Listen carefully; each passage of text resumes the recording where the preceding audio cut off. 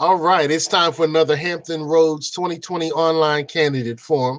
Today we're in the great city of Suffolk and we're talking with some of the mayoral candidates.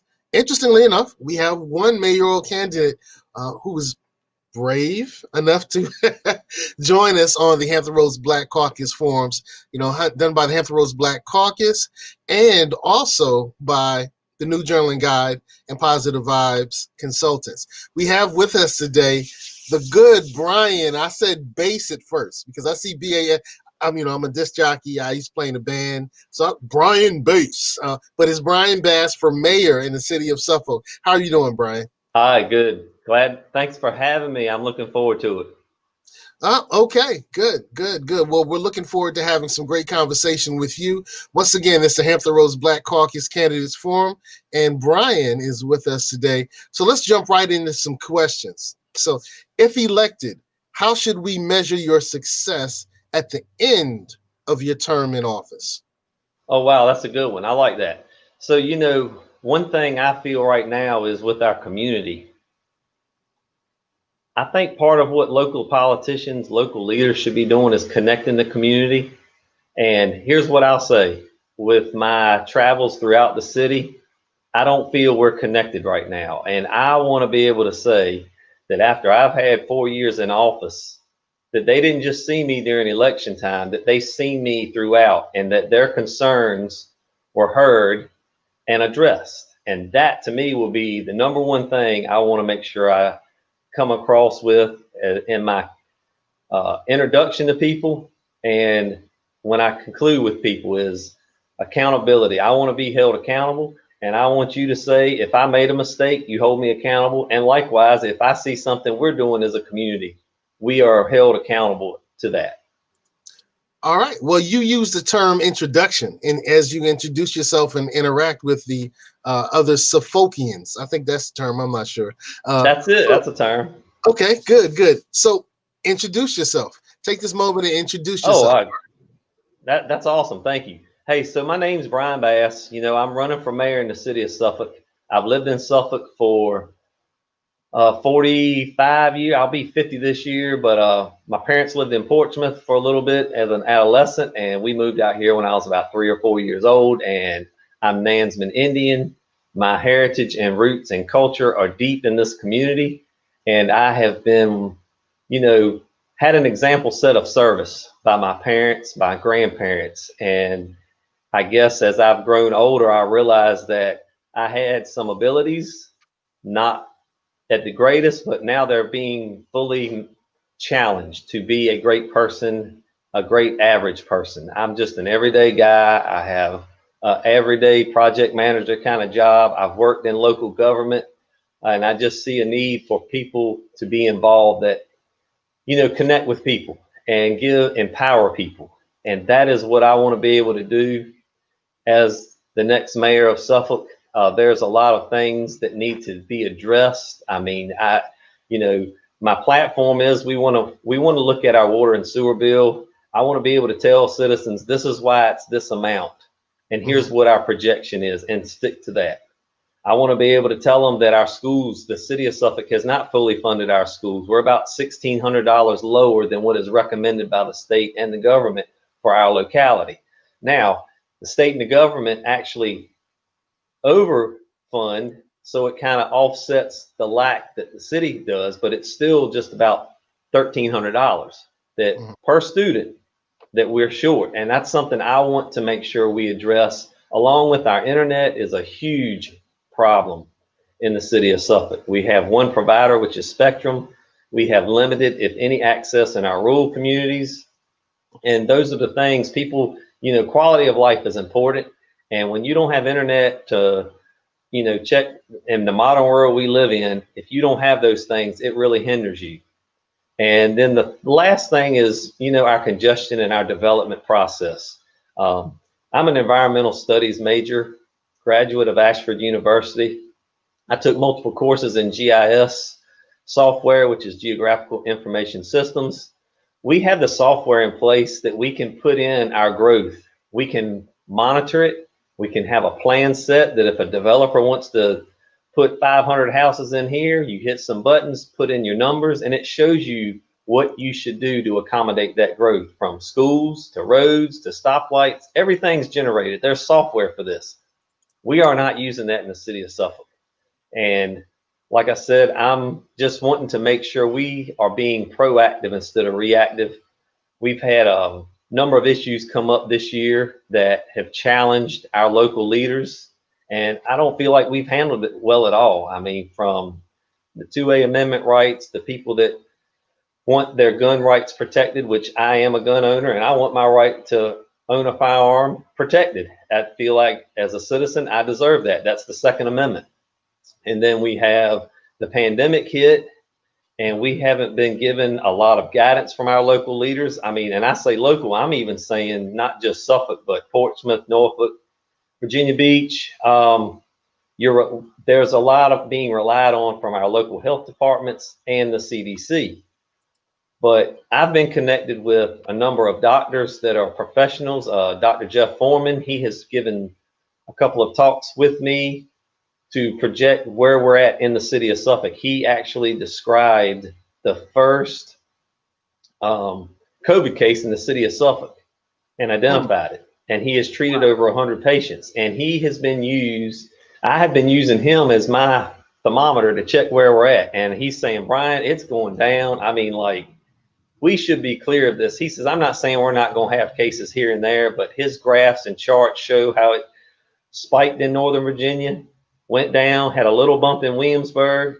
Then we had another little bump, I say a bump in positive cases in Southeastern Virginia. And then since the end of August, it's just about gone away, except then we had another spike in West Virginia. But there's things like this that we can monitor in our local to say, hey, we've had our spike, we've had people exposed, and this is where we're at. So that's kind of it. I mean, there's a lot of issues that I have personally want to address, but you know, my issues aren't everybody's issues. That's a heck of an introduction. You started off pretty much saying, this is who I am. These are some of my cultural roots, but these are the things that I want to change. That's great. We have viewer comments that will be coming in addition to the questions that I'll ask. One comes from Conrad Chesviner, my beach brother. Should Amazon and other companies be heavily encouraged to locate in the great city of Suffolk? What's your take? So here's my take. Amazon and big companies are the big fish. And yes, we should encourage them, but the recruitment that it drives our whole economy from East Coast to West Coast are local small businesses. Okay. You know, small businesses basically facilitate 56%. It's between 55 and 60, but the best of my knowledge, that's about where it is.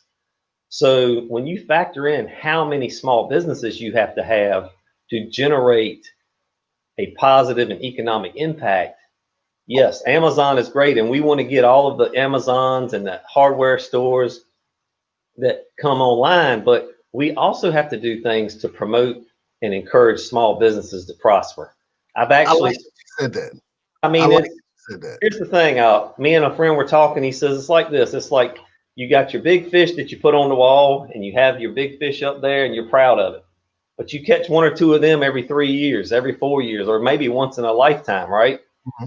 Then you got your mediocre fish that you catch. You might catch 4 or 5 of them. But man, it's them small businesses, them little fish, all the little bass that are in the pond. Those are the ones you want to catch and have as a healthy. You want them healthy. And you know, if you've got healthy small business, you're going to drive and draw in the big fish, because what's the big fish want to eat? He wants to eat them little fish. If you don't have any little fish, the big fish has nothing to, work on. So if you look at our per capita in Suffolk, we're really low on our taxable sales, which means our small businesses aren't flourishing. But when it comes to median income, we're right there with Chesapeake and Virginia Beach. So, there's a lot of things number-wise from an economy standpoint we can look at. I'm definitely all about the big business, but I feel like your grassroots, you take 30, 40 years ago when there weren't Walmarts on every corner and there weren't the big we had mom and pops, and our economy was thriving, in the late 70s, early 80s. And then we made this transition in the 80s to 90s that it went to the box stores, and that's kind of the climate we're in right now. I think if we realize the principles and the dynamics that small businesses provide, will make the city better, will make the region better. We can draw the more, you understand what I'm saying? It's like that bait ball of fish. You got all these small businesses that are flourishing, the big business is going to come on in. So okay.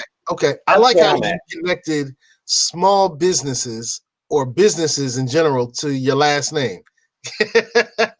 that was a great plug. We're going to move from business to interacting with our first responders.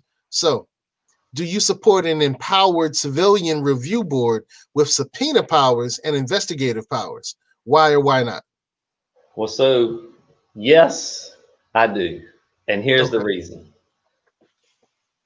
We have had, so like I said, I'm for the little guy, right? And who needs more representation, if you will, in any circumstance is the small guy, because big guys got money. They're going to go get their lawyers and they're going to be protected. It's the little guy, the average citizen, that needs to know that they have someone like a review board, a civilian review board, to hold politicians accountable, to hold police accountable. That's the most important thing to me, is a transparent government that empowers the citizens. So, okay. Well, this is who I'm representing. I'm an everyday guy. Look, I've got a wife, 3 kids. I'm just an average guy that wants to speak up and represent every citizen the way I want to be represented. Okay. Well, then let's follow up with another question that's dealing with policing and our first responders.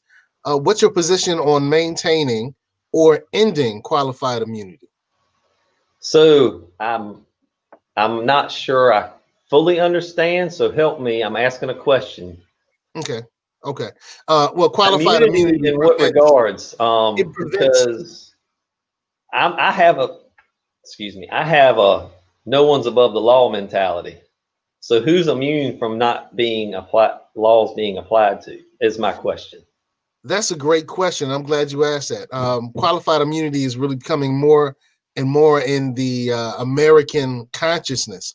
It prevents politicians first and police officers secondarily from being sued for misdoings.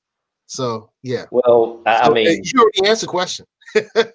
Yeah, nobody's above the law, man. I mean, come on, that's it. I just wanted to make sure I wanted to answer, that question to where I understood that was the intent of what you were asking. Okay. What's your stance on improving public transportation in the great city of Suffolk?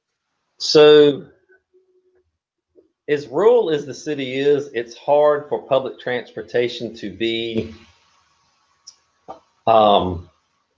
something that can be given to everyone or supplied to everyone. So I know that we have public transportation. The city funds the transit buses, and I think, from what information I've been given, the areas that have the stops, the bus stops, I think we need to address it. I know we've cut down in size of the buses to the smaller short buses that hold like 15 people. It used to be the great big long one that would hold 100, but we don't need that in Suffolk. They've identified that.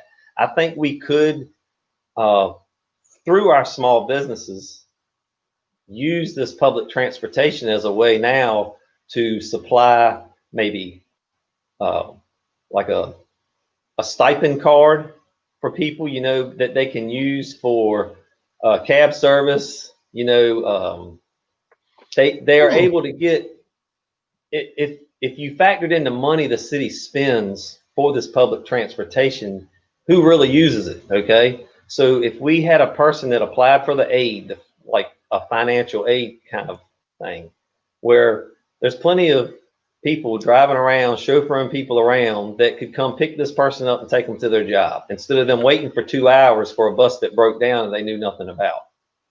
Couldn't we give them a stipend card or something like that. That's my idea. I've been asked this a couple of times, and that's kind of what I have found. You know, the usage of these buses is basically minimum. We're not addressing the people that really need it. That's an interesting concept. Okay. So the elderly that are at home, either their churches or somebody's volunteering to take them where they need to go.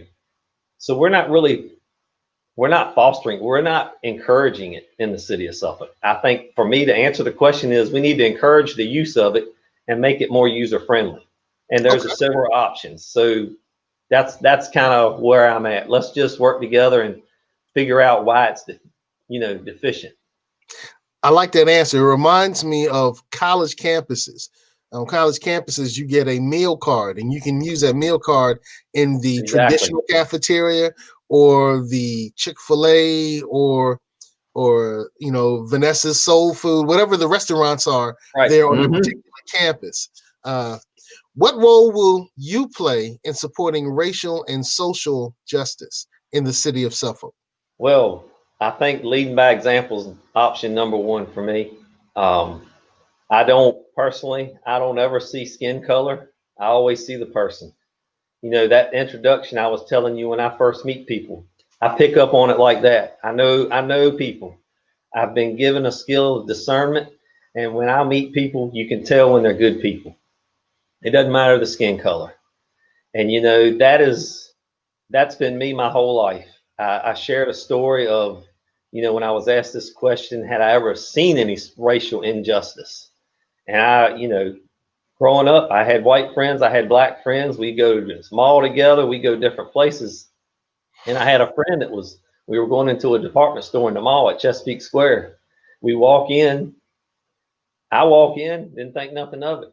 I saw a security guard, I didn't think anything of it. But my friend that was black is walking behind me. I mean, I'm thinking I was 21, 22 years old, and he gets stopped by the security guard. I'm like, what's going on? Oh, he looked suspicious. I mean, instantly I felt, raged that I knew what was going on. I saw my friend, because of the color of his skin, was being discriminated against. And as soon as I said something, the security guard says, well, you don't need to get all fired up about it. I said, well, listen, I just see an injustice going on here. This is a friend of mine that I think a lot of, and just because of the color of his skin, you're interrupting his day. And he's just like I am, except the color of his skin is different. And we spoke about it, and he says, well, I apologize if I offended you. Everything's good here. And that's how he left it. But I know that happens every day for people of color. It happens every day for people that are, in different socioeconomical statuses. There are just social injustice, racial injustice is something that, I just don't tolerate. And I gave you an example of, David and Goliath. It's always like the little guys getting picked on, and whether it's because of the color of your skin or the shape of your face or the shape of your body, it's just such an unacceptable thing in my eyes. And I am not about tolerating it at all at any level. Okay. What innovative and creative affordable housing solutions can you recommend for the city of Suffolk to better serve the medium to low income residents? Okay, so I've done some history. I've done a little digging. I'm not going to be 100% factual, but here's how it used to work. Our government used to give money for what we all know is Section 8 housing to basically be done in a manner that it was all isolated. Section 8 housing was all Section 8 housing. Right. So currently what happens with the money that developers get and the city get, it's promoted that, well, we put in the Section 8 housing with the medium to upper income apartments, condominiums. That's great. I think that's a good way to do it. But what happens is people become dependent on the means to live at those places. So we're not really focused on improving the overall responsibility of the people that are, say, less fortunate, have a lower income. I want to make sure we teach people how to manage their money. That's the first thing. Mentoring, empowering people is what I want to be able to do. So on the government side, what we can do is train people how to manage their money and what housing they can afford. Mm-hmm. You know, we can't go buy a $250,000 house if we're making $15 an hour. You have to find that, and they're out there. There are houses in the city of Suffolk. There are housing plans that we could initiate that would help lower income people. And all lower income people don't have to live in the same place, but we have to be creative. I am looking at being that person to be proactive, to go downtown, to go to the rural areas, find out places where we can get grant money for housing. And it's out there. We just have to apply ourselves. We have to have Okay. citizens come in and apply for it. You know, we have to all take an initiative in each area that we're addressing, whether it is the housing, whether it is the small business, whether it is the transportation. I think that's the most important thing for me to be the next mayor. And like you were asking earlier, what I see in 4 years, I want to say in 4 years, we made a difference. We helped in all these areas a little bit. And then 4 more years, we make a big difference. It's going to take time. You know, there's going to be definitely a curve with the pandemic. We have yet to realize the impact it's going to have next year. Don't think that we're not looking for some type of recession after the first of the year, because people are going in debt constantly to make ends meet with the pandemic. So Okay. I'm well aware we're going to have to be on our P's and Q's and out there in front of things to address them as they happen. All right. Well, what's the major problem impacting Suffolk currently? And what have you done about it? And if elected, what will you do about it? So I think I've kind of covered my platform and where we're at. So there's three things with my platform. My water sewer bill, I want to address that with transparency. That is a big problem. It hits our homes with a tremendous burden. The second is our internet schools. We don't supply them with the tools necessary to be functioning at a high level. And the third is the congestion and development. So I'm telling you what I want to do about it once elected is to give you the platform of where we are and all the information of our water bill. I'm working right now with some people in the public works office. They've given me some information. I'm going to work on that. I'm going to have a chart together here, hopefully in the next 2 to 3 weeks. I can explain to everybody the water bill and how it cycles. The schools with the funding, you know, I have to get elected to have an impact, and that's what I want to be able to do, Okay. is have an All right. impact. And the Well, third is just the congestion. I explained to you earlier about the GIS information, geographical information system that we can use. We have it in the city of Suffolk. There's tools there. We're just not using them. And I think what I want to do if I'm elected, I'm going to use the tools we already have in place and make it happen with the help okay. of all the citizens that vote me in. Okay. So what things are going great? You just mentioned three things that you're going to focus on improving if elected. So if elected, what things are going great currently? And Okay. if elected, Good how could question. you increase the great? Because it's not all bad, believe me. It Right. is. There's a lot of great things. So, number one is our public safety officers, and I'm not just speaking of our police, because I look at our sheriff's department, our fire and rescue. They do a tremendous job of outreach in our community. If you go and look at get to your phone, pull up the survey, look at the communities, the Hampton Roads communities, and watch the graph on the city of Suffolk, how in the last 12 years, I would say, we have gone, the curve has gone drastically down. We're down in the valley, and I attribute that to our local police chief and local officials that really have had a drive. Our local sheriff does a tremendous job of public outreach at all kinds of events. That would be number one. If you don't feel safe in the city of Suffolk by our crime numbers, then you don't live in the city of Suffolk. That's just how it is. The numbers speak for themselves, where we were 15, 20 years ago. Mm-hmm. Number two, I would say that there is a vibe downtown of a lot of things that new businesses coming in. I feel like we could do more. But right now there is a good vibe downtown with the small businesses, and that's kind of what I've been speaking with you and sharing with everyone about, is the importance of the small businesses. I think we're growing, but I think we need new ideas to just make it prosper to the next level. Okay. And I don't really have a third. I know that for the most part, our community, so if you're in a safe community like we are, it's just a good feel. You know, when I'm downtown, I feel good. I feel comfortable. I feel I'm home. When I'm in northern Suffolk, I feel the same way. I live out in the western part of Suffolk, and of course, this is the area I grew up in. Naturally, I feel safe here. I can, you know, besides maybe getting run over by a car, if you walk out in traffic, you're safe in the city of Suffolk. Okay. Okay. Um, this question popped in recently. What makes you better than your competition in this race? You ran in 2016, I believe, right? I did, yes, sir. So here's So what what I makes you got. better? What makes me better? Well, here's the thing. We're all unique. We all have ideas, but I am, and I'm gonna just give you a brief because my competition's not here. Well, there's one reason right there. You know, if they're not willing to engage with people like the Hampton Roads Black Caucus, if they're not willing to engage with homeowner that lives, you know, on a back road, if they're not willing to engage, then they lose my vote, period. I'm willing to engage with everyone. But all right, I'm gonna just go quick.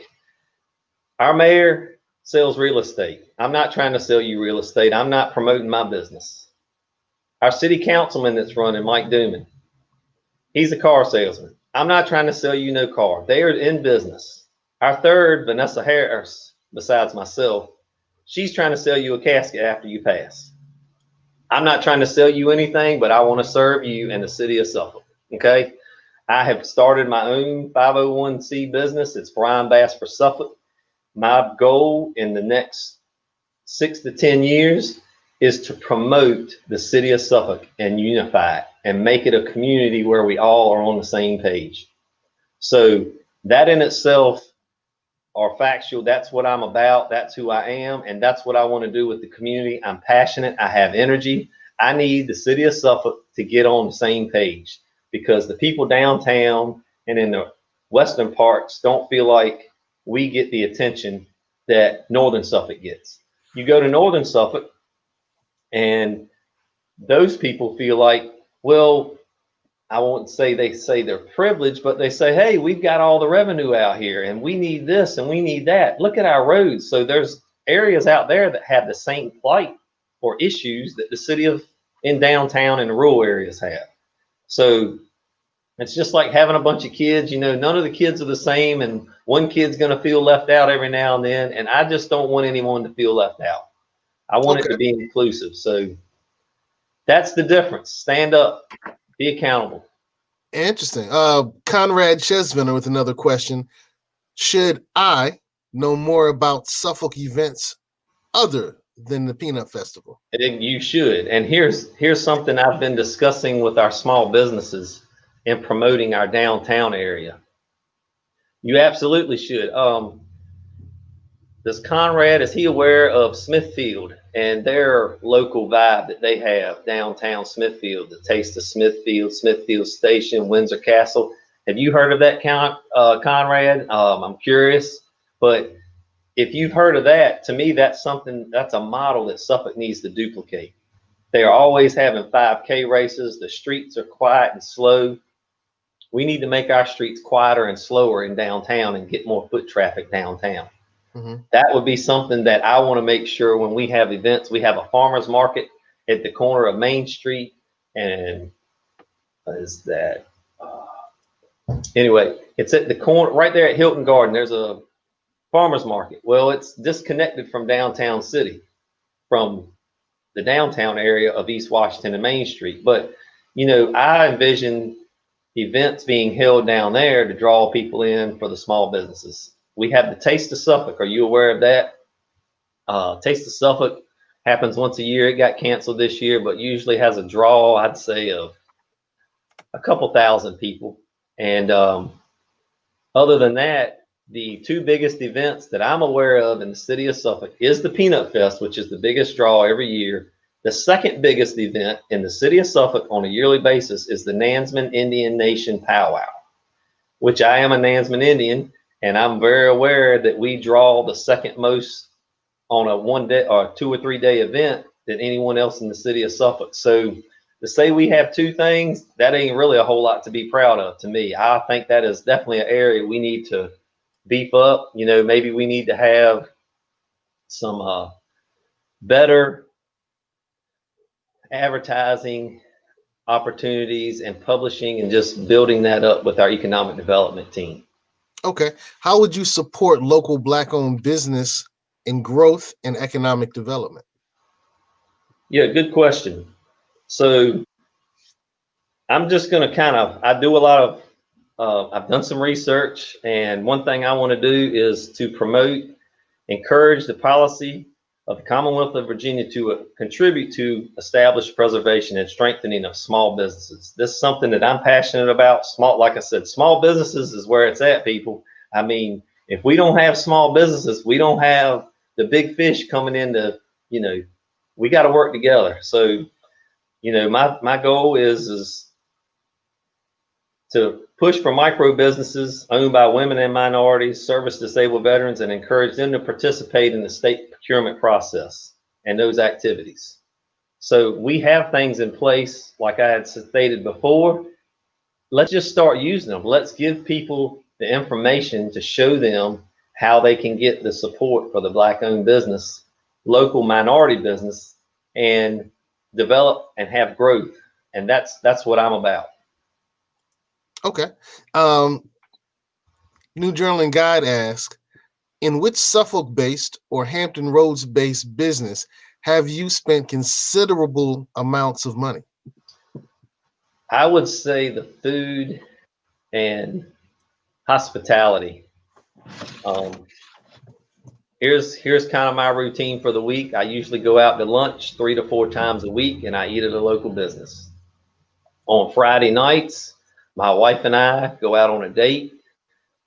And we've been doing this for 30 years. We go to a local business, and I can tell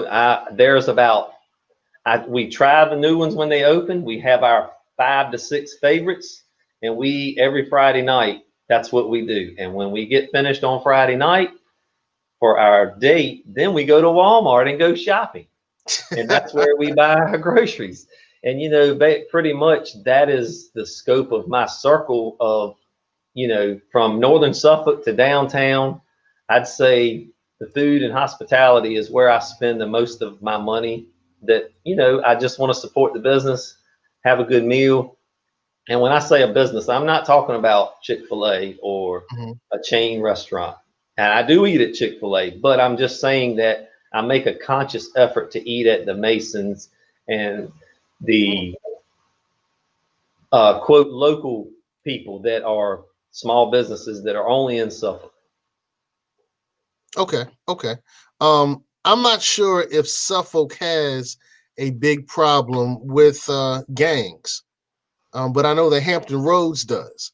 So yeah, I mean, when this question's posed, I often tell people, how familiar are you with that being a problem? Because like I shared with you, the percentage of the crime rate and violent crime rate in Virginia, Chesapeake, and Suffolk is very low. I mean, like, that's not even on the radar because you have so much officer representation and dialect between them that if you knew of a gang, if you were out, you'll know where the gangs are. And I'm not saying there aren't. I'm just saying it's not a problem in Suffolk, Virginia Beach, Chesapeake. But as soon as you go to other localities, and I'm just going to say Portsmouth, Norfolk, Hampton, when you turn the news on, where is it? And those are the areas that it happens in. And we do have isolated cases. No one's exempt from it, but I don't think it's a problem. I think what happens in the communities that are diverse and have the police force, the sheriff's department engage with their citizens, you kind of eliminate this. I think the most of the problems we have are going to be drug related. And those are the areas that I think need to be addressed, that we could maybe lower our crime rates or lower some of the issues in the city of Suffolk. How would you lower the crime rate? I think the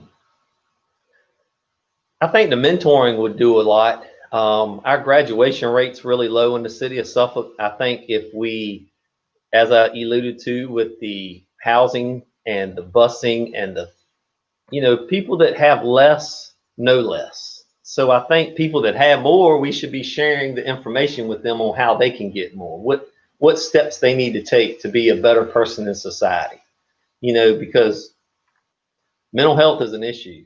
I think that emotional intelligence goes a long ways. If you've got emotional intelligence like yourself, very wise man, you kind of have a rationale about yourself. Before you make decisions, you say, hey, what's going to be the result if I make this decision?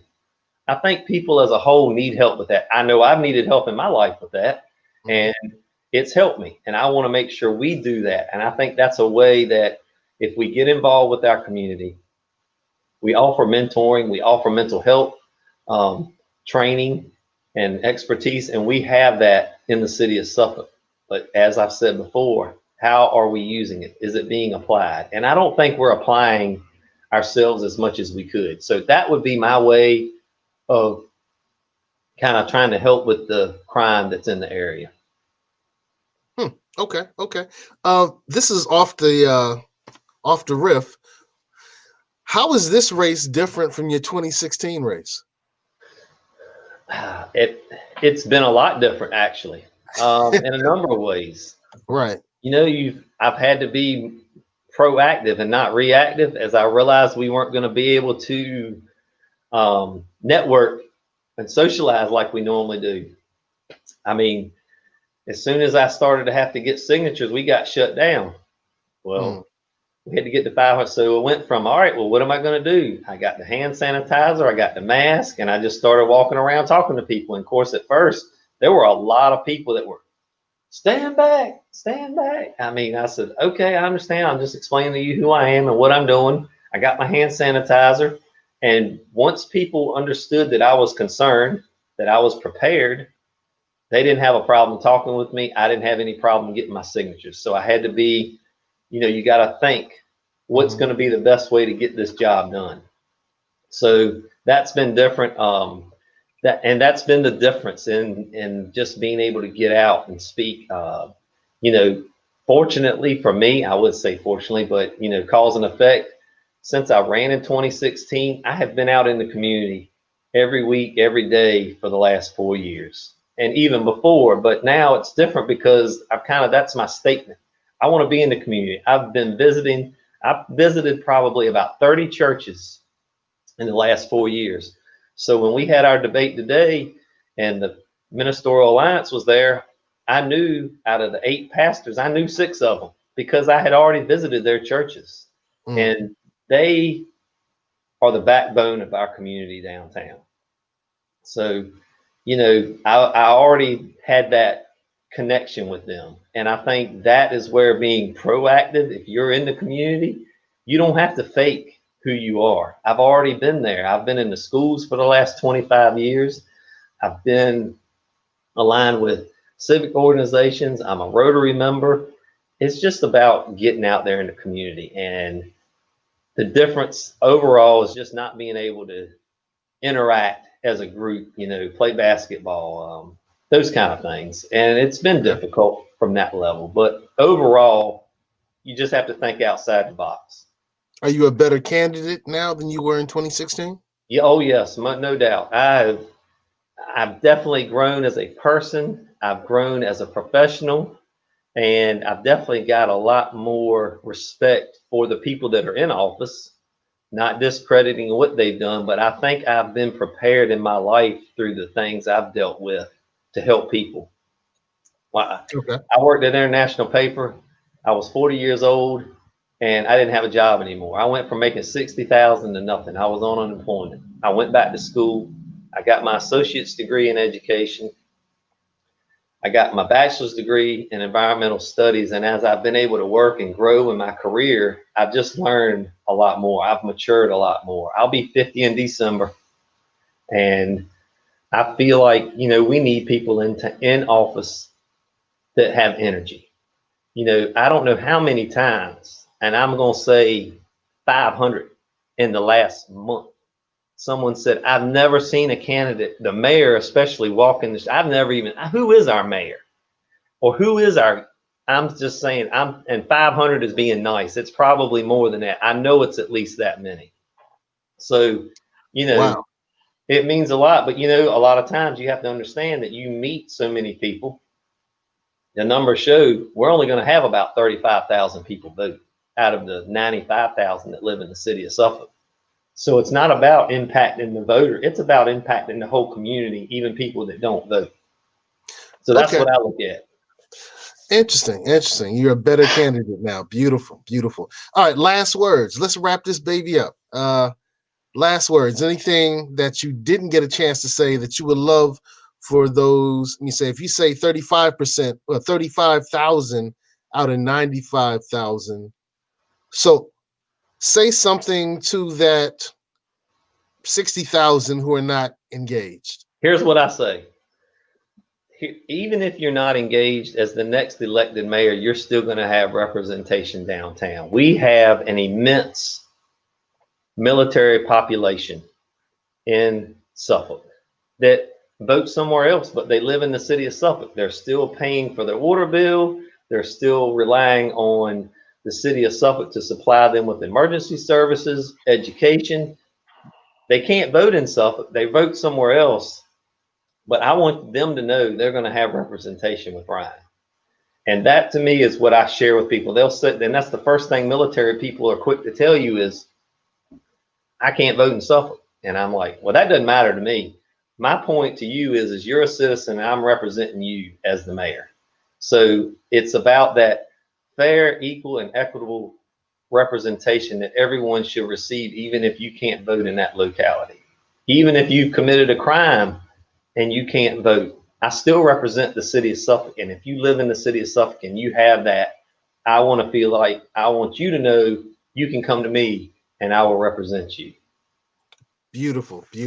Well, thank you, Brian. I was going to say Bass again. Brian Bass, thank you for all your great information. City of Suffolk, take a hard look at what Brian has to offer. And we also want you to take a hard look at our sponsors. So this was the Hampton Roads Black Caucus event. We're going to take a few moments as we close to recognize 3 of our great sponsors, beginning with the New Journal and Guide. The Guide is really undergoing a transformation as we focus on social and digital media in addition to our print.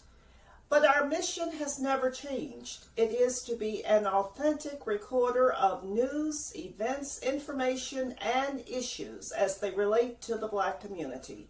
Your subscription today ensures the stories will be told tomorrow.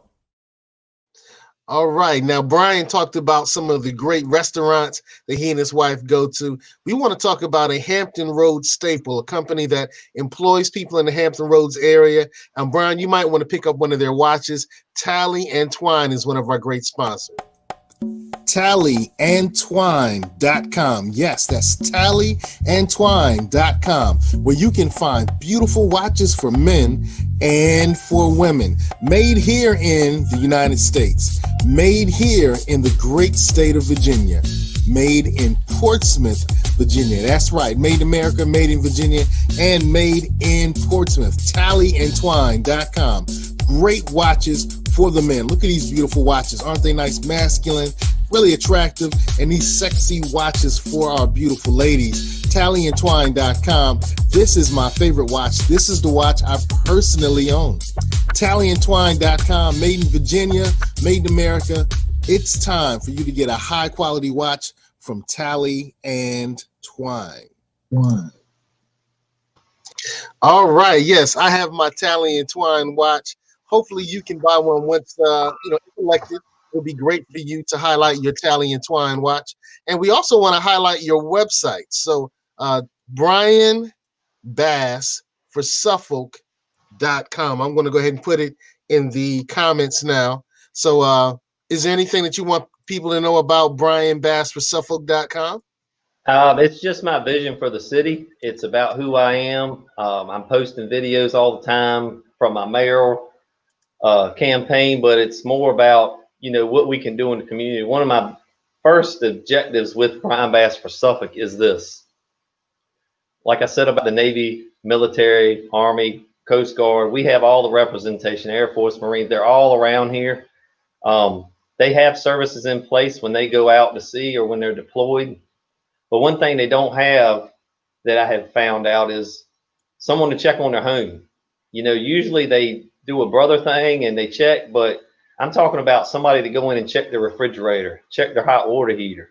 I've actually just, and this came in the last 3 months, I have my next door neighbor is, he's deployed right now. He's on a submarine and he's undersea right now.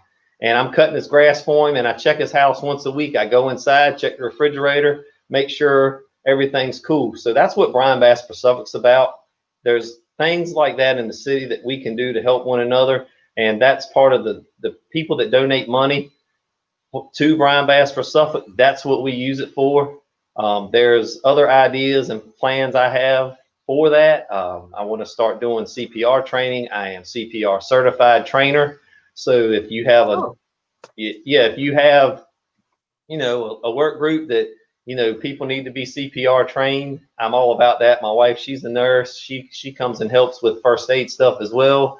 So, it's about being in the community and building that up. And that's my goal. And I appreciate y'all's support. Brian Bass for Suffolk and also Brian Bass for Mayor will be working hand in hand. Beautiful, beautiful. Well, Brian, we want to say thank you and we'll say goodbye. So, ladies and gentlemen, thank you for watching. Or hopefully you learned something great about Mr. Brian Bass, who's running to be your mayor in the great city of Suffolk. Y'all, goodbye. thank you. Have a great night. Bye. This show was brought to you by Positive Vibes Incorporated, our consulting services. We do credit fixes. We do tax resolution. We lend private money and debt consolidation. So if you need some of these services, we're waiting here for you. Credit fixes, tax resolutions, private money, and debt consolidation. Make sure you call Positive Vibes Incorporated. Take care.